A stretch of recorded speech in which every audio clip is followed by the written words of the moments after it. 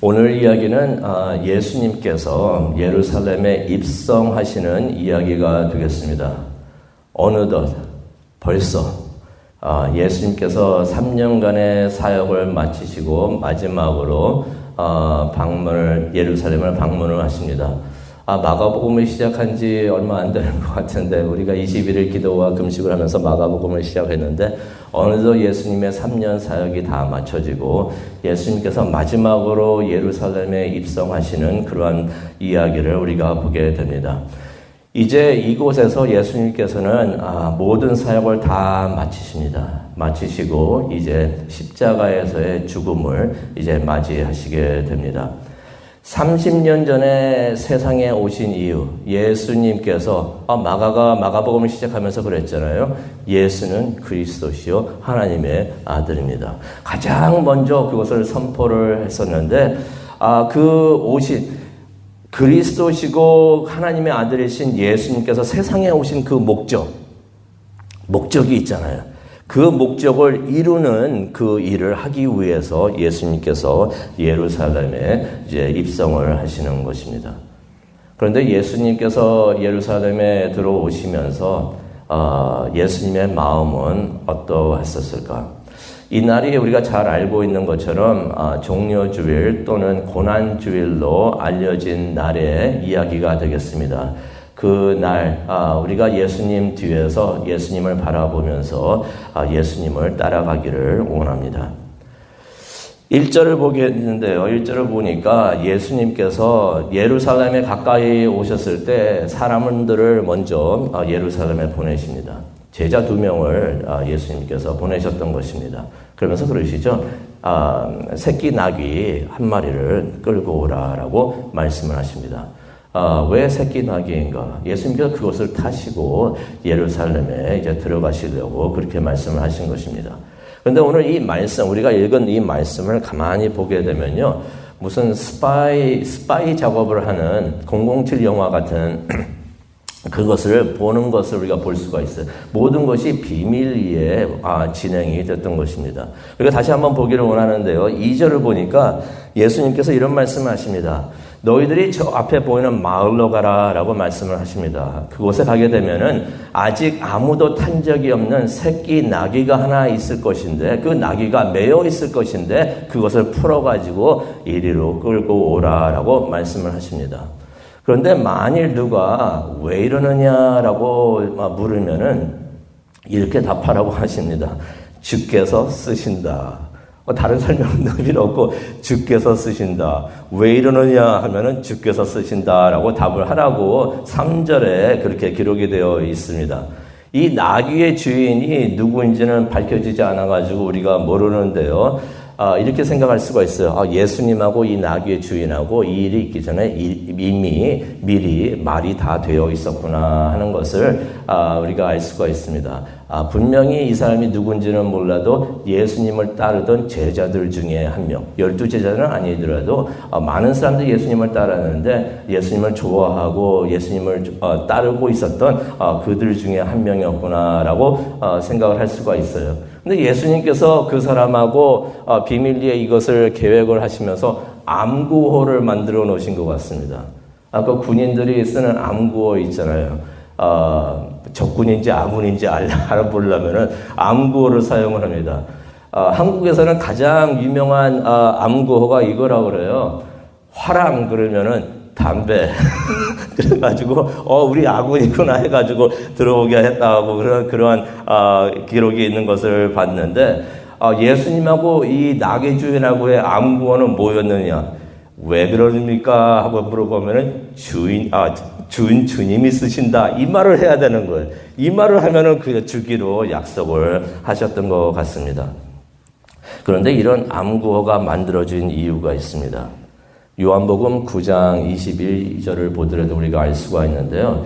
당시 종교 지도자들이 많은 협박을 했어요. 많은 사람들, 유대인들이 이제 막 예수님을 따르고 막 그러고 있으니까 불안했는지 어떠한 협박을 했냐면요. 예수를 그리스도라고 인정을 하는 사람들은 회당에서 다 내쫓는다고 그랬어요. 지역 사회에서 내쫓는다는 것입니다. 가문에서 협박할 때 많이 그런 말 많이 하죠. 족보에서도 이름 빼버린다 하는 것처럼 회당에서 이름을 빼버린다는 것이에요. 유대인들로서는 이것처럼 치욕적인 일이 없습니다. 그런 일을 한다고 그때 종교 지도자들이 그렇게 말을 하고 있었던 것이에요. 그리고 또 그 당시에는 많은 사람들이 예수님을 따랐지만 또 어떤 움직임도 있었냐면 우리가 잘 알듯이 예수님을 죽이려고 하고 있었던, 그래서 분위기가 참 안 좋았던 때였습니다. 아마 예수님께서 이런 암고를 만드신 거, 왜 그럽니까? 하면은 주님이 쓰신다. 이 암고를 만드신 이유가 그 나귀 주인, 누군지는 모르지만은 그 나귀 주인의 안전을 위한 예수님의 배려가 아니었는가 생각을 해봅니다. 그런데 이런 생각을 또 해봅니다. 왜 하필이면 나귀였을까? 그 모양새가 좀 안 나잖아요. 위험 있어 보이는 말도 있었을 텐데 왜 나귀였는가? 유대인을 제외한 이방인들에게는 이것이 무척이나 이상하게 보일 수도 있습니다. 또 로마인들에게 대해서는 이 모습이 참 이상하게 보일 수도 있었을 텐데, 왜냐하면 보통 이렇게 입성할 때 퍼레이드를 하다 보면은 그 장군들이 많은 사람들 데리고 오면서 위험 있게 말 위에 타가지고 막 들어왔었거든요. 근데 말이 아니라 나귀를 타고서 예수님께서 들어가신다는 것이. 이것이 이방인들에게는 참 이게 이상하게 보일 수가 있지만은 유대인들에게는, 그래서 우리가 성경을 읽을 때 그 역사 공부도 하는 것이, 그것을 들여다보는 것이 참 중요한데요. 유대인들에게는 나귀를 타고 들어오는 것이 무척이나 의미 있는 일입니다. 유대인들에게는 나귀를 타고 들어온 사람의 모습이 어떤 모습이 되냐면 왕이 된다는 것입니다. 그래서 이전에도 구약을 보게 되면은 솔로몬도 나귀를 타고 들어오는 것을 우리가 보게 되는데, 왕이 되시는, 예수는 그리스도시요 하나님의 아들이신데 예수가 왕이 되십니다라고 하는 것을 표현하는 무척이나 의미 있는 말이 되었던 것입니다. 그런데 예수님께서 나귀 중에서 새끼를 데리고 오라고 그러셔가지고 새끼를 타십니다. 새끼를 타고 가실 때 그 어미가 있을 거 아니에요. 그 어미는 곁에서 간 것을 우리가 성경을 통해서 우리가 보게 되는데요. 새끼 나귀는 또 특별히 어떤 나귀였는가? 사람이 한 번도 타본 적이 없는, 예수님께서 그러셨잖아요. 아무도 타본 적이 없는 그러한 새끼 나귀를 가지고 오라. 야생 나귀라는 것입니다. 그렇다면 우리가 알듯이 말도 그렇죠. 사람이 한 번도 타보지 않은 짐승은 사람이 타려고 하면은 가만히 있지를 않습니다. 불편하니까요. 어떻게 해서든지 떨어뜨리려고 막 그렇게 합니다. 그런데 이 새끼 나귀는 예수님이 처음으로, 사람이 처음 탔는데 예수님이 탔더니 조용히 예수님을 태우고 예루살렘에 들어갔다는 것입니다. 참 이것을 보면서 감동을 받는데요. 파도도 예수님의 말씀을 순종을 합니다. 태풍도 예수님의 말씀을 순종을 하는 것을 봤습니다. 사탄도 귀신도 예수님의 말씀에 순종을 하는 거 봤습니다. 짐승도 하나님의 말씀에, 예수님의 말씀에 순종을 하는구나. 그런데 예수님의 말씀에 순종을 안 하는 것이 하나 있습니다. 인간뿐밖에 없는 것 같아요. 사람은 하나님께서 말씀하시고 예수님께서 말씀하시는데 그렇게 듣지를 않습니다. 거부합니다. 예수님께서 예루살렘에 입성을 하실 때 장면 우리가 한번 보기를 원하는데요. 많은 사람들이 겉옷을 벗어가지고 길가에 막 길 위에다가 깔아놓았다는 말씀이 8절에 나옵니다. 제자들도 자기 옷을 벗어가지고 나귀 위에 놓은 거예요. 그래서 예수님께서 거기 앉아가지고 나귀를 타고 가실 수 있도록. 또 어떤 사람들은 들에서 벤 나뭇가지를 가지고 와가지고 길 위에다가 깔았다라는 말씀이 나옵니다. 이 장면을 한번 머릿속에 그려보시기 바랍니다. 그러면서 예수님께서 새끼 나귀를 타고 가시는데 사람들이 앞에서 막 가면서 또 뒤에서 따라오면서 막 소리를 지릅니다. 뭐라고 소리 지릅니까? 호산나, 호산나. 찬송하라. 주의 이름으로 오시는 이를 찬송하라. 라고서 9절에 그렇게 말을 하고 있습니다. 호산나는 어떤 의미가 있냐면요. 여호와여 우리를 구원하소서라는 말이 되겠습니다. 그 예수 그리스도를 향하여 여호와여 우리를 구원하소서라고 말을 하는 것은 예수님께서 구원자가 된다는 것을 의미하고 있는 것입니다. 예수님을 구원자라고 찬양을 하고 있는 것입니다. 많은 사람들이 앞에서 가면서 그렇게 하고 뒤에서 따라오면서 막 그렇게 하고 누가 보게 되면 어떤 말씀이 나오냐면 하도 많은 사람들이 이렇게 하니까 큰 소동이 일어나고 있으니까 그 예루살렘 성안에 있던 사람들 도대체 이 사람이 누구길래 이 많은 사람들이 이렇게 찬양을 하면서 이렇게 행진을 하고 있느냐 하고 말을 하는 장면이 나오는 것을 우리가 또 보게 됩니다. 그런데 이 장면을 보게 되면은 참 의외라고 생각이 듭니다. 왜냐면요. 이전에도 이런 일이 있었을 때 예수님께서 막으셨습니다. 이러지 말라고 막으셨어요. 사람들이 이렇게 하려고 할 때 예수님께서 그 자리를 피하시고 이렇게 반응하는 것을 막으셨던 것입니다. 이유가 근데 이날은 예수님께서 사람들이 와가지고 호산나 하면서 당신은 구원자이십니다. 왕이십니다. 라고 하고 있는데 예수님께서 가만히 두십니다. 두 가지의 이유가 있는데요. 첫 번째는 예언의 말씀을 이루시려고. 스가랴 9장 9절에 나오면은 이런 일이 있을 것이다 라고 했는데 예수님께서 예언의 말씀을 그대로 이루시려고 그렇게 놔두신 것을 우리가 보게 됩니다. 또 두 번째는 무엇이었는가? 이전에 사람들이 이렇게 하려고 했을 때 예수님께서 하지 말라고 하시면서 하신 말씀이 있었는데요. 뭐라고 말씀을 하셨냐면은 아직 때가 아니다라고 말씀을 하셨어요. 하지만 이날은 예수님께서 가만히 두십니다. 왜 그러셨을까요? 이제 때가 됐기 때문인 것입니다. 이제 바리새인들이 예수님이 이렇게 하시는 것을 보면서 무척이나 분노합니다. 예수님께서 나귀 새끼를 타고서 새끼 나귀를 타고서 이렇게 입성하시는데 사람들이 좋아가지고 찬양을 하는데 이게 보기 싫어서 바리새인들이 예수를 반드시 죽여야겠구나 하면서 그것을 이제 행동으로 옮기는 것을 우리가 보게 됩니다. 그날 저녁 예수님께서는 11절에 보니까 다시 베다니로 가셨다라는 말씀이 나오는데요. 이 한 주 우리가 알고 있는 고난의 주가 되는데요. 예수님께서 매일 이렇게 하신 것을 우리가 보게 됩니다. 아침에 예루살렘에 들어오시고요. 저녁 때는 다시 베다니로 가신 것을 우리가 보게 되는데요. 쉽게 말하면 예수님께서 매일 출퇴근하셨던 것입니다. 베다니에 계시면서 예루살렘에 들어오셨다가 다시 베다니로 가신 것을 우리가 보게 됩니다. 그러면서 이제 예수님께서 이 한 주 또 그날 어떤 마음으로 이 모든 일을 하셨는가 그것을 잘 알 수 있는 사건이 하나가 있는데요.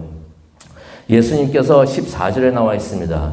예수님께서 그 다음날 예루살렘에 들어오셨을 때 이제 무화과 나무가 이제 들어오시면서 이제 무화과 나무를 이제 보시게 되는데 그 무화과 나무를 보시면서 무화과 나무를 책망을 하십니다. 비난을 하십니다.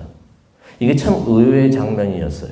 예수님께서 보통 그렇게 하시지 않으시는데 축복을 많이 하시는데 이날은 예수님께서 비난을 하시고 책망을 하신 것을 봅니다.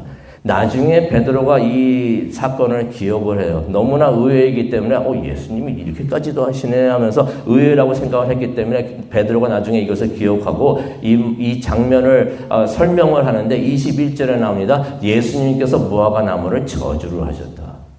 저주하시는 예수님을 우리가 보게 됩니다. 근데 예수님께서 이렇게 하신 이유가 있었습니다. 이 무화과 나무는 잎사귀는 많았는데 열매가 하나도 없었다는 것입니다. 이게 무엇과 같은 것이었는가? 이스라엘과 같았다는 것입니다. 하나님의 은혜를 받아가지고 그리스도시고 하나님의 아들이신 예수님께서 이스라엘로 오셨는데 그리고 예루살렘에 입성을 하셨다는 것은 이스라엘 사람들, 유대인들에게 예수님이 오고 있다는 것을 상징하는 것인데 그런 은혜를 받고서도 예루살렘, 이스라엘, 유대인들이 예수님을 거부하고 아무런 받은 은혜의 열매를 맺지 않았다는 것입니다. 하나님의 아들 그리스도가 함께하는 은혜를 받고서도 아무런 열매를 맺지 않았다는 것입니다. 이스라엘은 오히려 그런 분을 거부하면서 십자가에서 죽인 것을 우리가 보게 되는데요. 오늘 이 말씀을 묵상을 하면서 우리가 기도하는 시간을 갖기를 원합니다. 어떤 사람들은 그러죠. 예수님께서 그날 십자가에 못 박혀 죽임을 당하셨습니다 라고 말을 하고 있습니다. 그런데 그날 예수님께서 죽임을 당하신 게 아니에요. 우리가 오늘 말씀을 봤듯이 예수님께서는 스스로 찾아가셨던 것입니다. 2000년 전에 이스라엘로 오신 거, 그리스도시고 하나님의 아들이신 분이 세상에 오신 거 떠밀려서 오신 게 아니라 예수님께서 직접 스스로 오셨다는 것입니다. 예루살렘에도 스스로 들어가시고 십자가에도 스스로 못 박히셔가지고 죽임을 당하셨다는 것입니다. 우리를 대신해서 우리가 죽어야 하는데 우리를 대신해서 죽으심으로써 우리를 죽음으로부터 사망으로부터 우리를 구원해 주셨다는 것입니다. 우리가 그렇게 은혜 받은 사람인 줄로 믿습니다. 이스라엘만 은혜를 받은 것이 아니에요. 우리도 은혜를 받았습니다. 하나님의 사랑을 받았습니다. 그렇다면은 우리도 그 은혜의 열매를 맺기를 원합니다. 예수님께서 우리를 보시는데 나무 잎은 무성해요. 멀리서 보니까 열매가 많이 맺은 것 같은데, 맺었을 것 같은데, 바람이 불면 소리도 많이 납니다. 열매를 많이 맺는 나무 같은데 와서 보니까 열매가 하나도 없더라. 그런 일이 우리에게는 있지 않기를 바랍니다. 하나님의 은혜를 받은 우리가 열매 맺기를 원합니다. 그 열매가 무엇일까요? 사랑이 되는 줄로 믿습니다. 희락이 되는 줄로 믿습니다. 기쁨이 되는 줄로 믿습니다. 화평이 되는 줄로 믿습니다. 절제가 되는 줄로 믿습니다. 이 모든 성령의 열매를 맺는 우리 모두가 되기를 원합니다. 그것을 위해서 기도하는 이 아침 되기를 원합니다. 우리 하나님의 은혜를 받았는데 우리 삶에서 열매를 맺을 수 있게 하여 주시옵소서라고 우리 간절히 기도하기를 원합니다. 우리 교회 시온교회가 열매를 맺게 하여 주시옵소서. 많은 열매를 맺게 하여 주시옵소서. 주님의 기쁨이 되게 하여 주시옵소서라고 기도하는 이 아침 되기를 원합니다. 그러한 기도가 모두 이루어지는 귀한 이 아침 되기를 간절히 축원합니다. 기도하시겠습니다. 사랑과 은혜가 충만하신 하나님 아버지 감사합니다. 오늘 이 아침 주님의 날을 준비하면서 하나님 앞에 나왔습니다. 하나님께서 은혜 주신 줄로 믿습니다. 하나님의 사랑을 다시 한번 감사하면서 아버지 하나님을 찬양하기를 원합니다. 또 한 가지 우리가 기도를 합니다. 우리 삶에서 하나님의 은혜를 우리가 받았는데, 사랑을 받았는데, 예수님이 구원자이시고 그리스도시고 하나님의 아들인 것을 믿으면서 우리가 그러한 은혜를 받았는데 삶에서 열매를 맺게 하여 주시옵소서. 그 열매를 나눌 수 있는 우리가 되고 시온교회가 될 수 있도록 하나님 은혜 내려 주시옵소서. 그것을 위해서 우리가 간절히 기도하기를 원합니다. 성령님께서 함께하여 주시고 우리의 기도를 인도하여 주시옵소서. 예수님의 이름으로 기도합니다. 아멘.